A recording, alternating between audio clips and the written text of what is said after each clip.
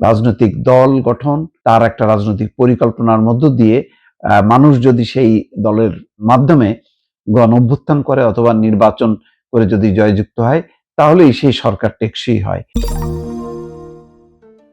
নেপালে সত্যি একটা তাজ্জব ঘটনা। এত জনপ্রিয় বালেন শাহর নেতৃত্বের সরকার, তরুণদের সরকার, বলা হয় জেনজি সরকার। এই অঞ্চলে ভারত, বাংলাদেশ, পাকিস্তান এবং নেপালের মধ্যে সবচেয়ে সফল হয়েছিল নেপাল, যে তারা আন্দোলন সংগ্রাম শুধু করেনি, তারা সরকার পরিবর্তন শুধু করেনি, রীতিমতো নির্বাচন করে তারা নির্বাচিত হয়েছে জনগণের ভোটে। সেই সরকার এখন বিক্ষোভের মুখে, এবং বিক্ষোভের মুখে এই সরকার তাদের বিরুদ্ধে যারা তাদেরকে একেবারে জান প্রাণ দিয়ে লড়াই করে সংগ্রাম করে যাদের পেছনে তারা শ্রম দিল, রক্ত দিল, সেই তরুণরাই এখন তরুণদের সরকারের বিরুদ্ধে,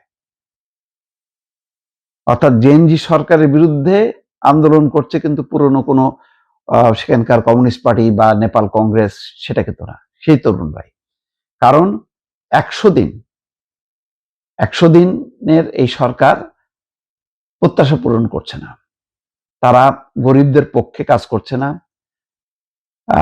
এবং দুর্নীতির বিরুদ্ধে কথা বলেছে, সেই দুর্নীতির তদন্ত হচ্ছে না, কোনো ক্ষেত্রে কোনো পরিবর্তনের কোনো আভাস না পেয়ে তারা এখন পদত্যাগের দাবিতে তারা আন্দোলন শুরু করেছে। অথচ এই অঞ্চলের মধ্যে আমি সবসময় বলতাম যে বাংলাদেশের তরুণরা যেখানে হতাশার একটা মডেল হয়ে দাঁড়িয়েছে, যে তারা মানে যে আশা জাগিয়েছিল, শেষ পর্যন্ত তারা দল করলো সত্য, কিন্তু সেই দল প্রত্যাশিত সফল হলো না, বরং সেই দল বলতে গেলে জামাতের কাছে বিলীন হয়ে গেল। তাদের অল্প কয়েকজন সদস্য আছে পার্লামেন্টে, তাও জামাতের সমর্থনে। তো সেই তুলনায় নেপালে একটা সফল অভ্যুত্থান, ভয়ঙ্কর তারা একটা পরিবর্তন ঘটিয়ে এই অঞ্চলকে উজ্জীবিত করেছিল, এবং যার তেলাপোকা পার্টি ভারতেও অভ্যুদয় ঘটলো, সেটাও কিন্তু এই অঞ্চলের তরুণদের, পাকিস্তানেও তাই। তো সেখানে ভারতে সফলতার মুখ দেখেনি, হয়তো দেখবে। বাংলাদেশের সফলতার মুখ তারা দেখেছিল যে সরকার পরিবর্তনের পর, কিন্তু তারপরের ইতিহাস আর সফলতার দিকে থাকেনি, বরং ব্যর্থতার দিকেই তারা ধাবিত হচ্ছে। সেই তুলনায় নেপাল ছিল খুব সাকসেসফুল একটা মুভমেন্ট, যে মুভমেন্টের মধ্য দিয়ে প্রতিষ্ঠিত রাজনৈতিক দলগুলোকে ক্ষমতা থেকে হটিয়ে দিয়ে, এবং তাদেরও নির্বাচনে অংশগ্রহণ সত্ত্বেও তাদেরকে পরাস্ত করে একদম জনগণের ভোটে নেপালের জেএনজিরা ক্ষমতায় আসে। বালেন শাহর মতন একজন নেতাকে তারা বেছে নেয়, যিনি কাঠমান্ডুর মেয়র ছিলেন, যিনি র্যাপার হিসেবে তার নাম ডাক আছে, অর্থাৎ জনপ্রিয় একজন সঙ্গীত শিল্পীও বলা যায় তাকে।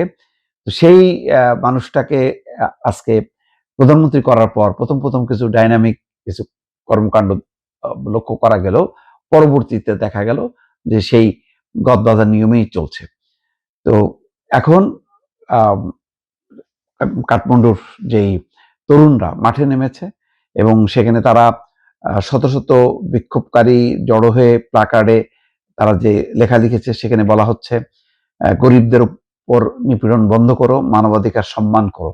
এই স্লোগানগুলো ছিল আগে পুরনো রাজনৈতিক দলগুলোর বিরুদ্ধে, কিন্তু এখন নতুন রাজনৈতিক দলের বিরুদ্ধেই তারা এই স্লোগান দিচ্ছে এবং পদত্যাগ দাবি করছে। এর মধ্য দিয়ে বোঝা যায় যে হঠাৎ আবেগপ্রসূত কোনো অভ্যুত্থানের মধ্য দিয়ে আসলে হয়তো একটা পরিবর্তন ঘটানো যায়, কিন্তু তার একটা স্থায়িত্ব পাওয়া যায় না।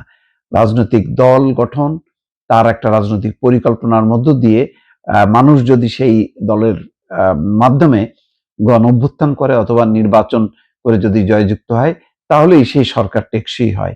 তা নাহলে কিছু ইস্যু নিয়ে হঠাৎ করে বিক্ষোভের মুখে কোনো সরকারকে ফেলে দিয়ে আসলে ক্ষমতায় আসলেও সেটা যে স্থায়ী হয় না, নেপালের এই সাম্প্রতিক ঘটনার প্রবাহ তার প্রমাণ করে। দর্শক।